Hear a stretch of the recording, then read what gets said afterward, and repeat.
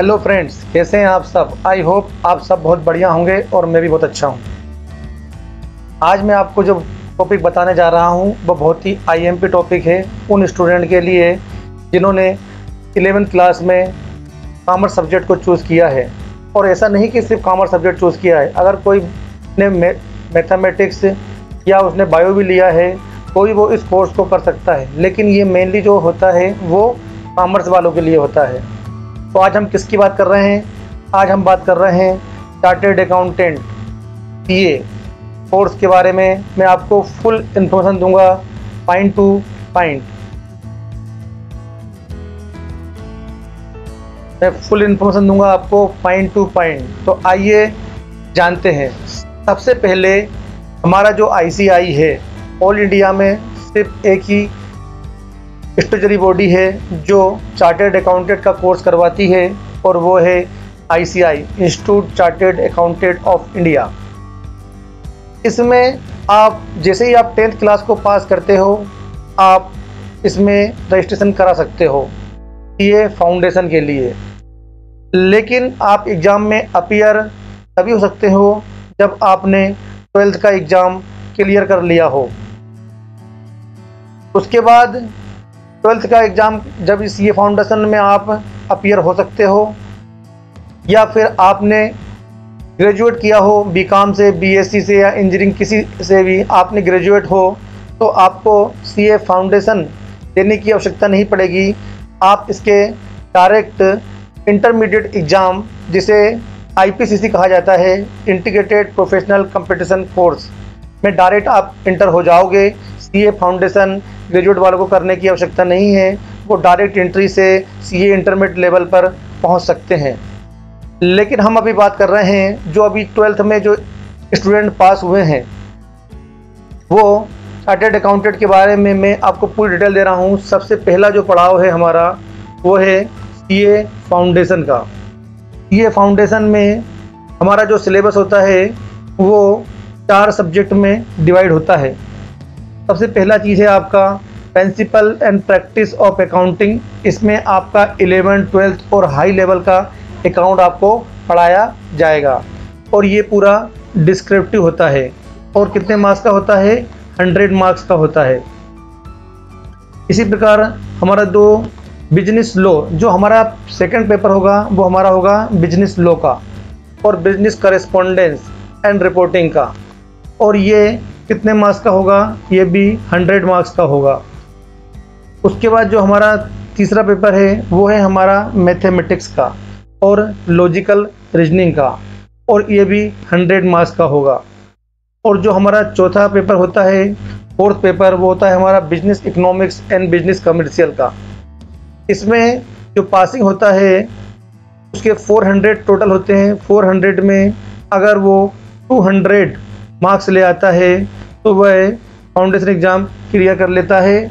लेकिन इसके साथ साथ उसे प्रत्येक सब्जेक्ट में 40 मार्क्स क्वालिफाई करना ही होगा, और एग्रीगेट उसका 200 होना चाहिए, तभी वो सीए फाउंडेशन का एग्ज़ाम पास माना जाएगा।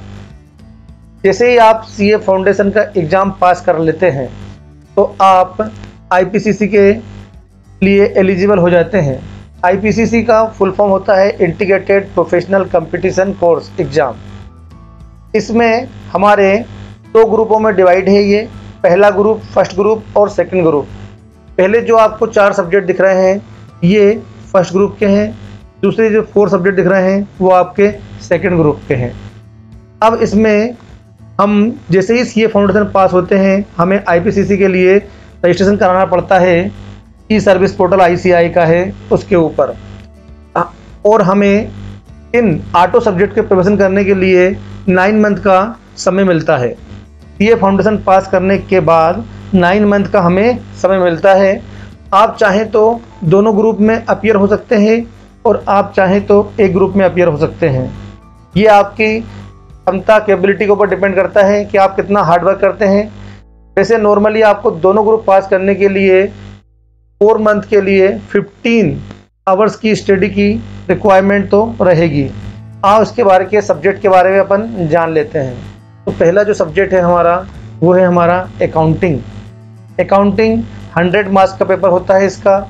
कॉरपोरेट और अदर लॉ, इसमें जो हमारा कंपनी एक्ट होता है वो, और अदर लॉ में एलाइड लॉ आते हैं वो इसमें होते हैं। तीसरा जो पेपर होता है इसका कॉस्ट मैनेजमेंट अकाउंटिंग, ये हमारे कॉस्ट सब्जेक्ट का होता है जिसे आप अभी तक नहीं पढ़ा है, आप पहली बार पढ़ोगे कॉस्ट एंड मैनेजमेंट अकाउंटिंग क्या होता है। और जो टैक्सेशन होता है, टैक्सेशन में आपने सुना होगा एक होता है डायरेक्ट टैक्स और एक होता है इनडायरेक्ट टैक्स। डायरेक्ट टैक्स में आता है हमारा इनकम टैक्स और इनडायरेक्ट टैक्स में आता है हमारा जीएसटी और कस्टम। ये हमारे 4 सब्जेक्ट फर्स्ट ग्रुप को कंप्लीट करते हैं। जो हमारा फिफ्थ पेपर है वो होगा हमारा एडवांस अकाउंटिंग का। ये पूरे ही पेपर 100 मार्क्स से होते हैं एडवांस अकाउंटिंग का। जो हमारा 6 पेपर होगा वो होगा हमारा ऑडिटिंग और एश्योरेंस का। जो हमारा 7 पेपर होगा वो होगा enterprises information system and strategic management का। और जो हमारा लास्ट 8 नंबर पेपर होगा वो होगा हमारा financial management and economic for finance. यदि आप दोनों ग्रुपों को क्लियर कर लेते हैं तो आप सीए फाइनल के स्टूडेंट हो जाते हैं, आप सीए फाइनल में एलिजिबल हो जाते हैं। और यदि आप एक ग्रुप निकलते हैं, अगर आप फर्स्ट ग्रुप निकलते हैं तो आप आर्टिकल करने के लिए एलिजिबल हो जाते हैं। आर्टिकल मतलब इसकी, आप जैसे ही सीए इंटरमीडिएट का एक ग्रुप निकालते हैं, आपको किसी भी सीए फर्म में चार्टर्ड अकाउंटेंट के अंदर में 3 इयर्स की आर्टिकल कंप्लीट करना होती है। और यदि आप चाहें तो दोनों ग्रुप को क्लियर करने के बाद भी आप आर्टिकल ज्वाइन कर सकते हैं। इस 3 इयर्स में 18 मंथ की इंडस्ट्रियल ट्रेनिंग भी इंक्लूड है। यदि कोई स्टूडेंट चाहे तो 18 मंथ की इंडस्ट्रियल ट्रेनिंग का मतलब वह किसी बड़ी कंपनी में जाकर भी अपनी ट्रेनिंग कर सकता है। और जब आप दोनों ग्रुप पास हो जाएंगे तो जैसे ही आपकी 3 इयर्स में से 2.5 साल की आर्टिकल कंप्लीट हो जाती है, आपकी 2.5 इयर्स मतलब 2 साल और 6 मंथ की आर्टिकल कंप्लीट हो जाती है, तो आप सीए फाइनल देने के लिए एलिजिबल हो जाते हैं। जो हमारा लास्ट है वो है हमारा सीए फाइनल। सीए फाइनल के बारे में, सीए फाइनल में 8 सब्जेक्ट होते हैं और ये भी उसी प्रकार जैसे हमारा आईपीसीसी डिवाइड है। 4 सब्जेक्ट हमारे फर्स्ट ग्रुप में होते हैं और 4 सब्जेक्ट हमारे सेकंड ग्रुप में होते हैं। लेकिन इसमें जो हमारा पहला पेपर होता है वो होता है फाइनेंशियल रिपोर्टिंग का, दूसरा होता है हमारा स्ट्रेटेजिक फाइनेंशियल मैनेजमेंट का, तीसरा होता है हमारा एडवांस ऑडिटिंग और प्रोफेशनल इथिक्स का, और चौथा होता है हमारा कॉर्पोरेट इकोनॉमिक का।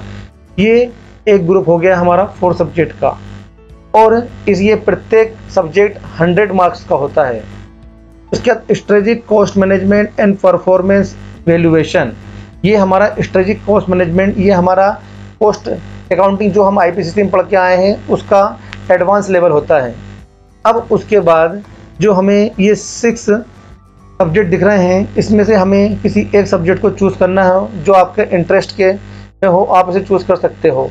और ये जो 6A, 6B, 6C और 6D और 6E और 6F जो मल्टीडिसिप्लिनरी, ये 6 सब्जेक्ट में से आप किसी एक सब्जेक्ट को चूज़ कर सकते हो। और इसका ओपन बुक एग्ज़ाम होता है। ओपन बुक एग्ज़ाम होता है, वैसे नॉर्मली हमारे 3 आवर्स के एग्ज़ाम होते हैं, लेकिन ओपन बुक का 4 आवर्स का एग्ज़ाम होता है। आप एग्ज़ाम हॉल में बुक लेकर भी जा सकते हैं, जो चाहें जितनी बुक लेकर चाहें आप जा सकते हैं। उसके बाद जो हमारा 7 नंबर का जो पेपर होता है वो होता है डायरेक्ट टैक्स और इंटरनेशनल टैक्स। तो डायरेक्ट टैक्स जो होता है वो हमारा इनकम टैक्स होता है और इसलिए भी 100 मार्क्स का होता है। और हमारा इनडायरेक्ट टैक्स लॉ 2 पार्ट में डिवाइड है, जीएसटी और कस्टम। जीएसटी हमारा 75 मार्क्स का आता है और कस्टम हमारा 25 मार्क्स का आता है। यदि आपको सीए फाइनल के बारे में कोई भी डाउट हो तो आप मुझे प्लीज़ कमेंट्स कर पूछिए, मैं आपको प्रॉपर गाइड दूंगा।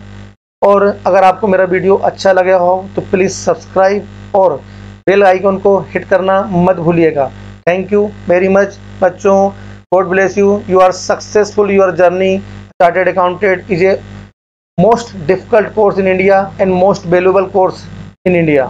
Thank you very much.